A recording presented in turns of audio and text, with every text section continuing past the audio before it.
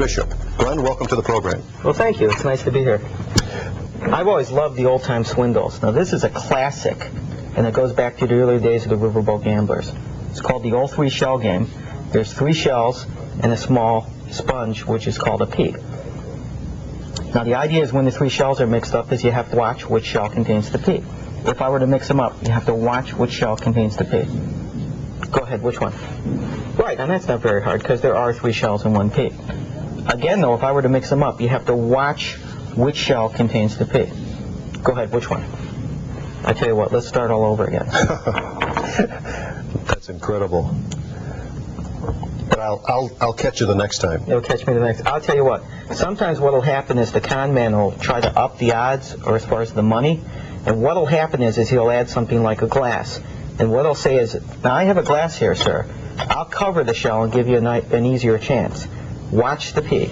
If we cover it with a glass, if I mix it up, now he'll get you again.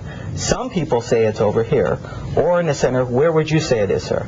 It has to be under the glass. Underneath the glass. Let's take a look. Amazing. Just amazing. Yeah. Hoisted by your own petard is what they say. This is called the bust-out bluff, and this is another one of those sucker moves, okay? Watch the pea. The more you watch, the less of a chance you get. There's the pea. If we mix them up, you have to watch which shell contains the pea. Again, which one? I'll start all over again. You did it to me again. Yeah. Now, one of the really interesting things that Bruce mentioned at the beginning of the program, as far as we were talking about the Shellgam, the new way to do it today is with bottle caps. Now, it's the same trick, the same move, the same cons, but it's also done with bottle caps. If I mix them up again, which one has the pea? We'll start all over again. We'll do it one-handed this time. Now, the pea starts inside the center bottle cap. Now, whichever way I move the bottle caps, it stays in the center bottle cap. But if I mix them up, again, which one? The hand is quicker than the eye. That's great, Glenn. Yeah. As I mentioned at the opening, these games are actually being done on public transportation in the city of Chicago. On the L's, the buses. As a matter of fact, a lot of times they'll be done just wherever anyone has time to kill. It's basically done all over. I've been in New York walking down a major intersection, and I've seen people with card tables, and they'll be doing this at a busy crossing where hundreds of people pass by. Have you seen that done in Chicago? I've seen it done a couple of times in Chicago. Chicago with the shells.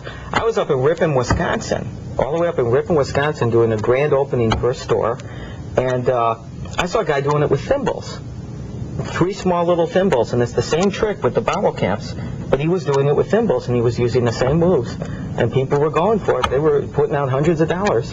Obviously, I've tried to uncover your trickery by standing here very close to you, and we've talked a little bit before the program, and I've been unable to do that. So it's very obvious that people who see this game being done anywhere should avoid getting involved with it, because it's impossible to catch the individual if he's good. Is that true?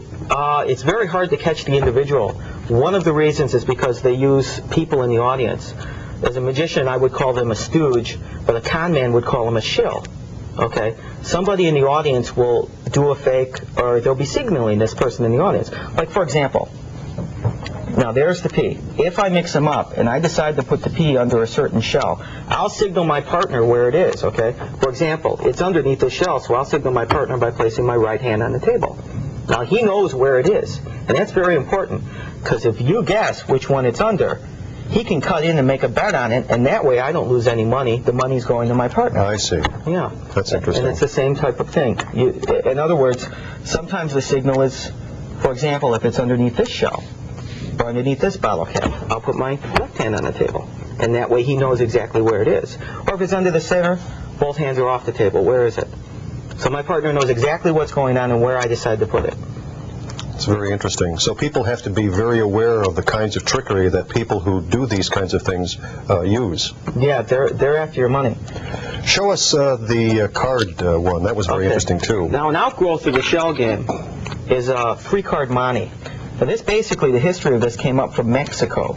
from what I understand, or at least from what I've read. The same idea, 3 shells and a P. Instead, we have a queen and 2 red 10s.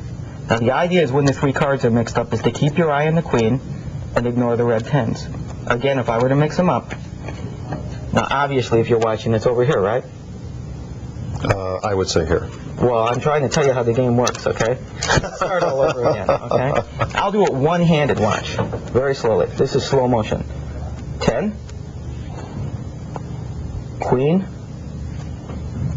10. Slow motion. Where is it? We'll start all over again. This is getting very frustrating, Glenn. I'm glad I don't have any money bet on this. This is something that's really rarely seen. Watch. 2 red 10s and a black queen. Again, if I mix them up, watch the black queen and ignore the red 10s. Okay, now this is like the shell game. Again, what you see is not what you get.